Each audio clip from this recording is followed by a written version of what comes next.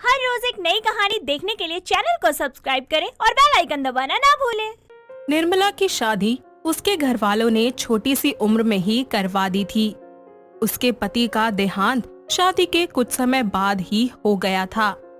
निर्मला की एक बेटी थी जिसका नाम था पूजा और उसे उसने बड़े ही लाड प्यार से पाला था।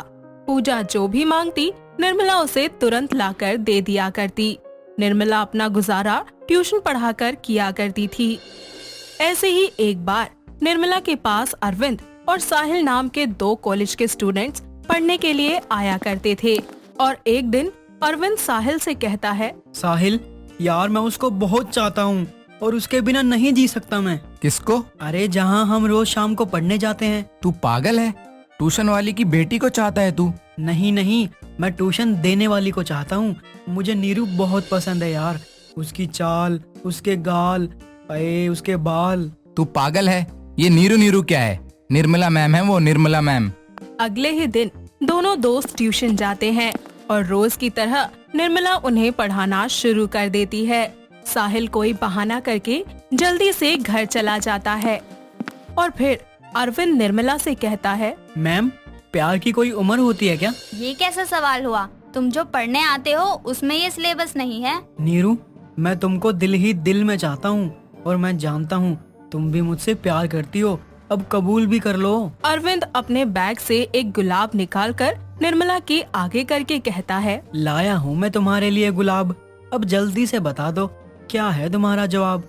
अगर तुम आज हाँ बोली तो कल ही उठा ले जाऊंगा तुम्हारी डोली। अगर किसी ने बीच में किए तमाशे तो लाशें बिछा दूंगा लाशें। एक उल्टे हाथ का पड़ेगा ना तो तुम्हारी लाश बिछी नजर आएगी। चले जाओ यहाँ से, और हाँ कल से यहाँ आने की जरूरत नहीं है। इतना कहकर निर्मला अरविंद को अपने घर से भगा देती है और अरविंद उदास हो जाता है। साथ ही सोच लेता है कि वो निर्मला से बदला लेकर ही रहेगा। अगले दिन वो अपने दोस्त साहिल से मिलने जाता है और साहिल उसे देखकर पूछता है, क्या हुआ बच्चू, मिल गया ना जवाब? अपनी उम्र से आधी उम्र की लड़की से प्यार करेगा तो यही होगा। इससे अच्छा तो तू पूजा को सेट कर लेता। उसकी आंखों में दिखता है कि वो तुझसे कितना प्यार करती है। तू सही कह रहा है साहिल। अब निर्मला ठुकरा के मेरा प्यार मेरा इंतकाम देखेगी। अरविंद मन ही मन ठान लेता है कि अब वो पूजा से शादी करेगा और इसके बाद वो हाथ मुंह धोकर पूजा के पीछे लग जाता है।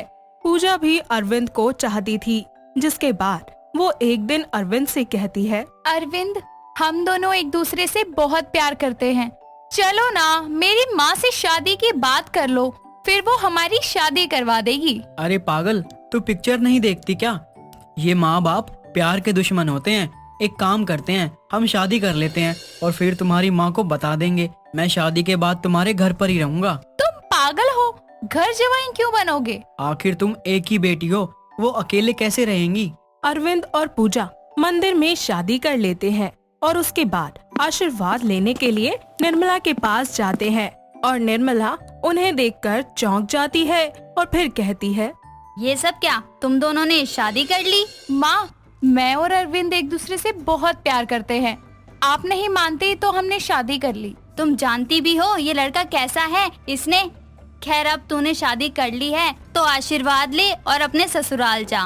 नहीं माँ, अरविंद जी बहुत अच्छे हैं, उन्होंने कहा है कि हम यहीं रहेंगे आपके पास। इतना कहकर पूजा अपने कमरे में चली जाती है और निर्मला अरविंद से बोलती है, मेरी बेटी बहुत भोली है और तुमसे बहुत प्यार करती है, प्लीज इसका दिल मत तोड़ना। क्यों ना तोड़ू, तुमने भी तो मेरा दिल तोड़ा है। मैं आज भी बस तुमसे ही प्यार करता हूँ और तुमको मेरी होना ही होगा। एक दिन पूजा अपने कमरे में सो रही होती है और मौका पाकर अरविंद किचन में जाता है जहाँ पर निर्मला खाना बना रही होती है।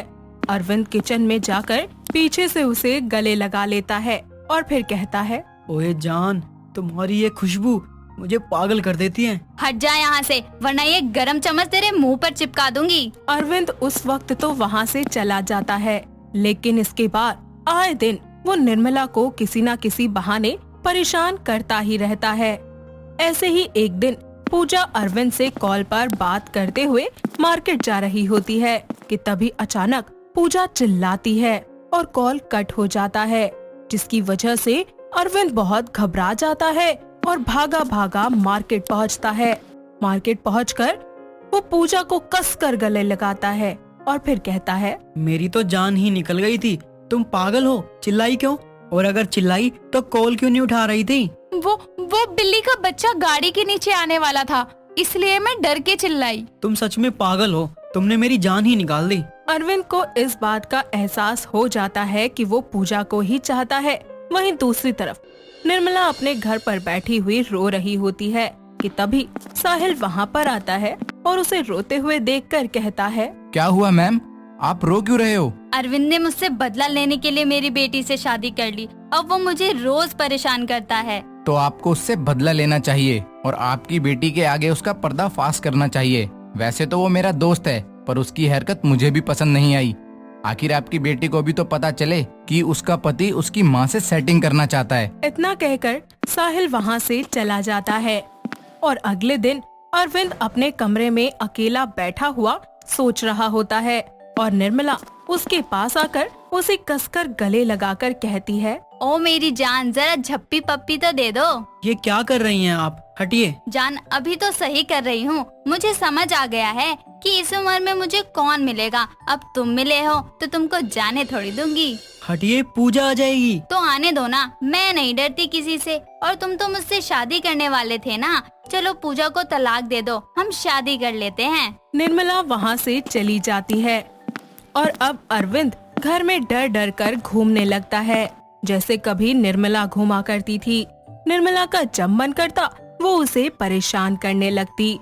ऐसे ही एक दिन जब पूजा अपने कमरे में सो रही होती है और अरविंद बाहर टीवी देख रहा होता है, तो उसका दोस्त साहिल आ जाता है, जिसे देखकर अरविंद बोलता है, अरे साहिल, तू यहाँ कैसे? वो मुझे भाभी ने बुलाया है। अच्छा, पूजा ने? रुक, अभी उसे आवाज लगाता हूँ। अरे रुक रुक, पूजा ने नहीं, नीरू भाभी ने। इतने में ही निर्मला वहाँ आती है और साहिल कहता है, भाभी, मैंने कोर्ट मैरिज की अपॉइंटमेंट ले ली है। आप दोनों चलो और शादी कर लो और पूजा को बता दो सास और दामाद की सेटिंग है। तुम दोनों पागल हो क्या? मुझे नहीं करनी कोई शादी। पर मेरी प्रीतम, तुम तो मुझसे बहुत प्यार करते थे ना। तुम पूजा की फिक्र मत करो, मैं उसे सब बता दूंगी।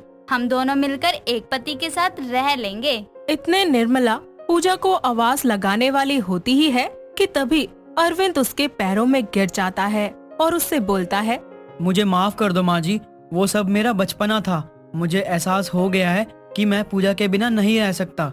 मैंने जो आपके साथ किया वो माफी के काबिल नहीं था। प्लीज पूजा को कुछ मत बताओ, वरना मैं अपनी नजरों में गिर जाऊंगा। उठ जाओ, तुमको तुम्हारी गलती का एहसास है, मेरे लिए यही बहुत है। मैं नहीं चाहती कि मेरी बेटी को ये सब पता चले और तुम लोगों का रिश्ता खराब हो। इस सब के बाद अरविंद निर्मला का माँ समान आदर करता है और पूजा को बेहद प्यार करता है और सभी लोग मिलजुल कर हंसी खुशी रहने लगते हैं। दोस्तों, अगर आपको ये कहानी पसंद आई तो इसे लाइक करें, शेयर करें और कमेंट करके बताएं कि कहानी में आपको सबसे अच्छा क्या लगा।